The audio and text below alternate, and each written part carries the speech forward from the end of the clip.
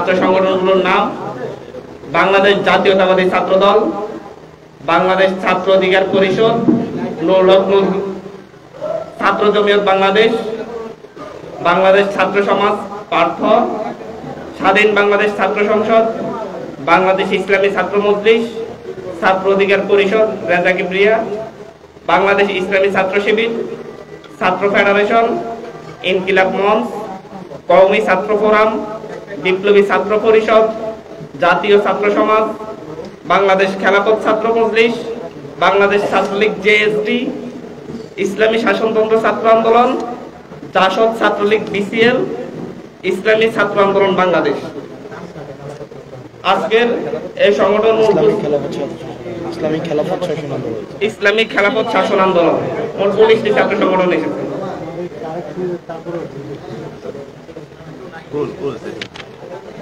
চিন্ময় কৃষ্ণ দাস আলোচিত হিন্দু সংগঠন আন্তর্জাতিক কৃষ্ণ ভাবনামৃত সংঘের অন্যতম সংগঠক। তিনি সনাতন জাগরণ মঞ্চের মুখপাত্র হিসেবেও দায়িত্ব পালন করেন। সনাতন ধর্মাবলম্বীদের কাছে তিনি চিন্ময় প্রভু নামে পরিচিত। চিন্ময় কৃষ্ণ দাস ব্রহ্মচারী বাংলাদেশের সনাতন জাগরণ মঞ্চের মুখপাত্র ও পুণ্ডরিক ধামের অধ্যক্ষ। প্রসঙ্গত, গত 30 অক্টোবর চিন্ময় কৃষ্ণ দাস ব্রহ্মচারী সহ 19 জনের বিরুদ্ধে মামলা দায়ের হয়। জাতীয় পতাকা অবমাননার অভিযোগে রাষ্ট্রদ্রোহ আইনে এই মামলা দায়ের করা হয়। এ ঘটনায় দুজনকে গ্রেপ্তার করে আইনশৃঙ্খলা বাহিনী।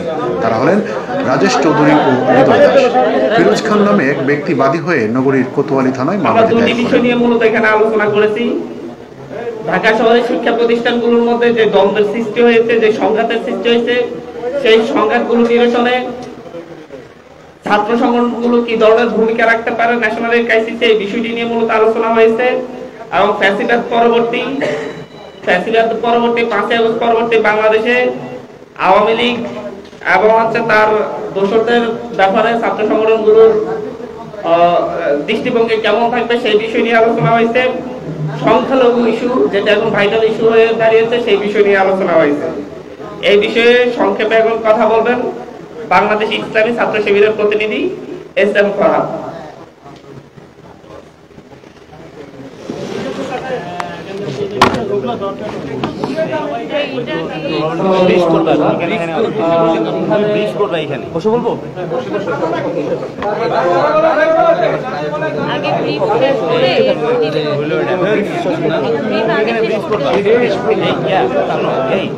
আমাদের মধ্যে শেষ খালি আমাদের যে সিদ্ধান্তগুলো আছে এগুলো খালি হচ্ছে ওভারভিউ করে দেবে, তা না হলে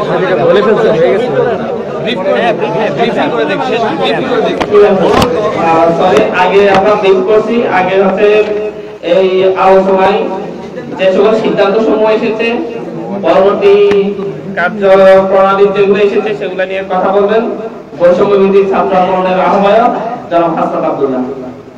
আসসালামু আলাইকুম সবাইকে। আজকে এইখানে যারা যারা বসে রয়েছেন তাদের প্রত্যেকের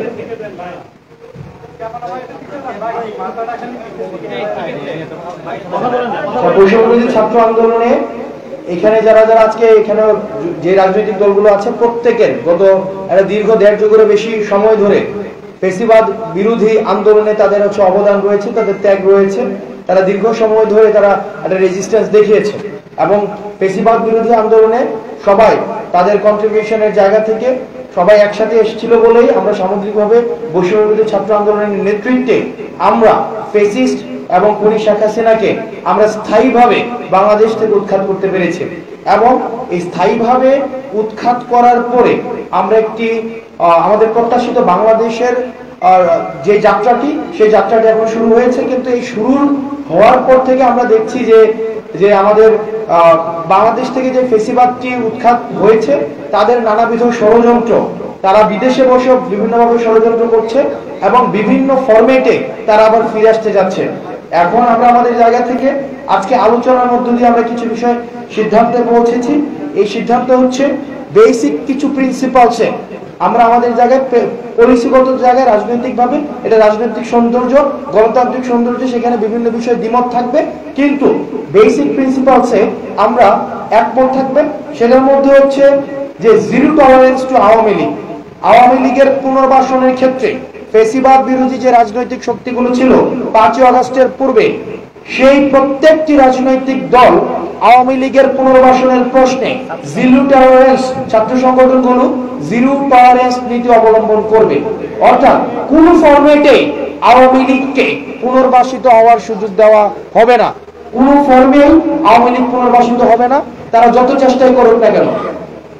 এবং সেটির এক্সটেনশনে হচ্ছে আমরা দেখতে পাচ্ছি বাংলাদেশে যে আন্দোলনগুলো বিভিন্ন সময় এখন দানা বাঁধছে, আন্দোলনে একটা উপলক্ষ তৈরি হয়েছে যে প্রত্যেক দাবি নিয়ে রাস্তায় এসে একটা মৌসুম চলছে।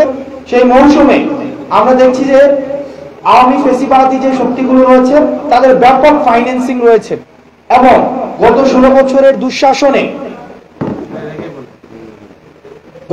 বছরের দুঃশাসনে আওয়ামী লীগ আমরা দেখেছি যে বাংলাদেশের অর্থনৈতিক নাজুক একটি পরিস্থিতিতে তৈরি করে তারা নিজেদের পকেট ভারী করেছে এবং দেশটাকে আমরা দেখেছি ব্যাংকগুলোকে খালি করে ফেলা হয়েছে এবং অফশোরিং এর মাধ্যমে প্রচুর পরিমাণ একটা 2 লক্ষ কোটি টাকারও বেশি পাচার করেছে। এবং আমরা দেখেছি যে জাস্ট একটা এমপির যে বিদেশে 360টার মতো বাড়ি ছিল। তো সেই জায়গা থেকে আমরা সিদ্ধান্ত পৌঁছেছি নীতিগতভাবে যে গত 3টা ইলেকশনে যারা নির্বাচিত হয়েছে আওয়ামী লীগ থেকে দ্রুততম সময়ের মধ্যে তাদের সম্পদ বাজেয়াপ্ত করতে হবে।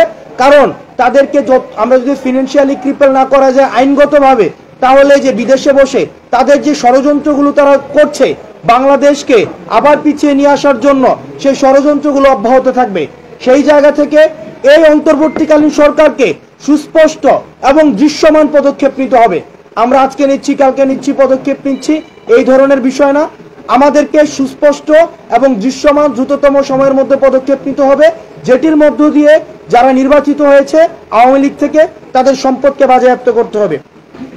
দ্বিতীয়ত যে বিষয়টি, সেটি আজকে আমরা নীতিগতভাবে একটি সিদ্ধান্তে পৌঁছেছি, সেটি হচ্ছে যে আমরা এই যে একটি সরকার নতুন এসেছে, কিন্তু এই সরকারটি কিন্তু আওয়ামী প্রশাসনিক কাঠামোর মধ্যে সে এসেছে। আমরা দেখেছি যে গণহারে রাজনৈতিক রেকমেন্ডেশনের ভিত্তিতে, আওয়ামী রাজনৈতিক রেকমেন্ডেশনের ভিত্তিতে সরকারে বিভিন্ন প্রশাসনে নিয়োগ দেওয়া হয়েছে। এই অন্তর্বর্তীকালীন সরকারকে সিদ্ধান্তে পৌঁছাতে হবে যে তারা এই যে আওয়ামী লীগের লেসপন্সার দিয়ে পরবর্তী যে প্রশাসন এই ফেসিবাদকে হৃষ্টপুষ্ট করেছে, যে প্রশাসন দিয়ে এই ফেসিবাদ এই 16 বছর ধরে বাংলাদেশের মানুষের অধিকার হরণ করেছে, তারা যদি ভেবে থাকে এই একই আওয়ামী প্রশাসন দিয়েই তারা একটি পরিশুদ্ধ বাংলাদেশ গঠন করবে, তাহলে এটি হচ্ছে এই অন্তর্বর্তীকালীন সরকারের রং মুভ।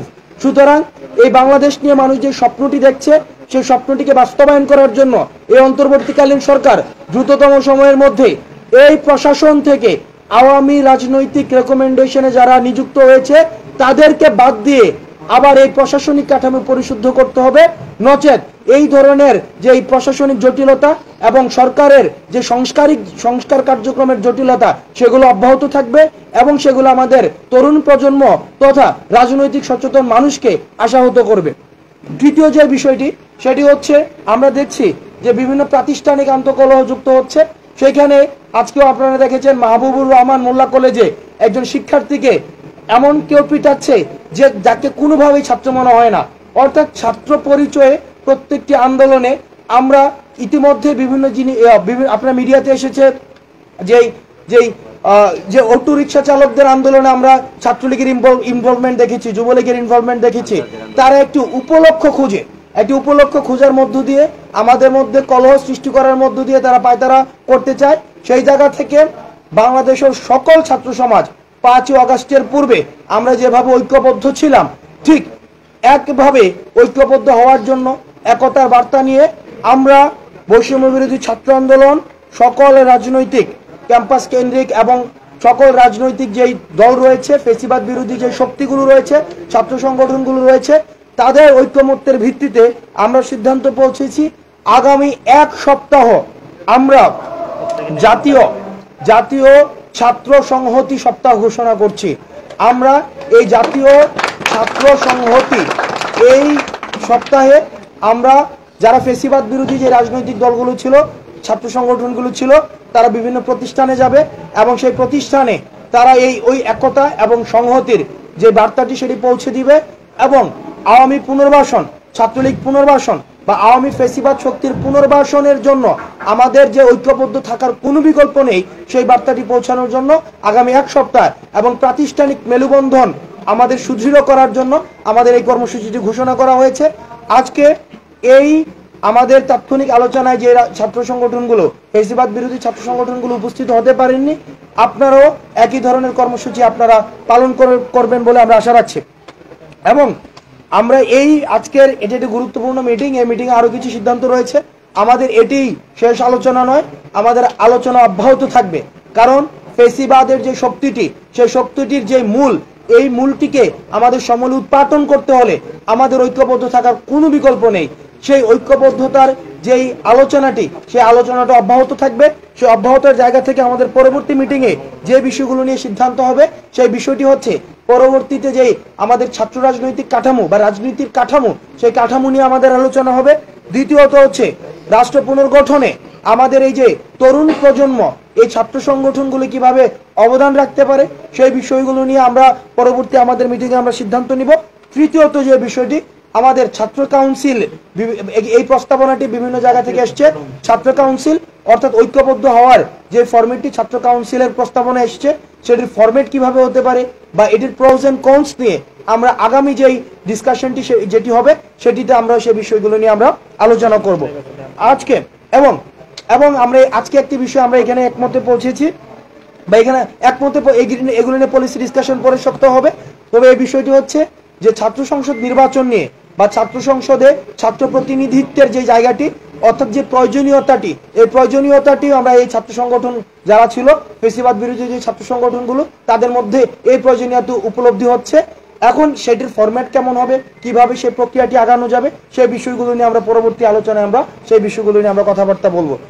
এখন সার্বিকভাবে আমরা আহ্বান জানাবো যে আমাদের স্কুল কলেজের যে ভাইরা রয়েছেন, আপনাদের কাছে আমরা আহ্বান জানাবো, দেখেন এই দেশটা আমাদের, আমরা একটা দীর্ঘ লড়াই সংগ্রামের, এখানে যারা যারা এখানে বসে আছেন প্রত্যেকেই, আমরা এখানে প্রত্যেকটা মানুষ দীর্ঘ সংগ্রামের পরে আজকে আমরা নতুন একটি বাংলাদেশ বিনির্মাণের শুরুটা করতে পেরেছি মাত্র। আপনাদের ভুলে গেলে চলবে না, আমাদের যে একতার একটি শক্তি, এই শক্তি কিন্তু হচ্ছে শিক্ষা প্রতিষ্ঠানের আপনারা ছাত্ররা, আপনারা হচ্ছেন আমাদের শক্তি। এই শক্তির জায়গা থেকে আপনাদেরকে বিভিন্নভাবে বিভাজনের চেষ্টা করা হবে, আপনাদেরকে নিয়ে বিভিন্নভাবে ব্যাড পলিটিক্স করার চেষ্টা করা হবে।